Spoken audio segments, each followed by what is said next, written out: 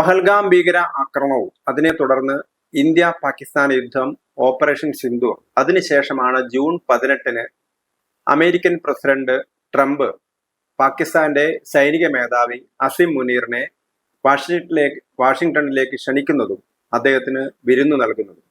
ഇത് അന്താരാഷ്ട്ര മേഖലയിൽ വലിയ ചർച്ചയായിരുന്നു.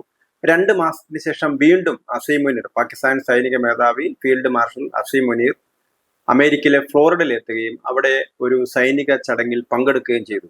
ഈ സമയത്ത് അദ്ദേഹം ഇന്ത്യക്കെതിരായിട്ടുള്ള വലിയ പ്രഖ്യാപനങ്ങളൊക്കെ നടത്തിയിരുന്നു. ഇത് ഇന്ത്യ അമേരിക്ക സൗഹൃദത്തെ കൂടി ബാധിക്കുന്ന രീതിയിലാണ് പാകിസ്ഥാൻ സൈനിക മേധാവി ഇന്ത്യക്കെതിരെ പ്രസ്താവന നടത്തിയത്. ഇതോടൊപ്പം തന്നെ മറ്റൊരു ചടങ്ങിൽ പാകിസ്ഥാന്റെ ഓണററി കോൺസൽ അദ്നാൻ ആസാദ് നടത്തിയ വിരുന്നിലും അദ്ദേഹം പങ്കെടുത്തിരുന്നു.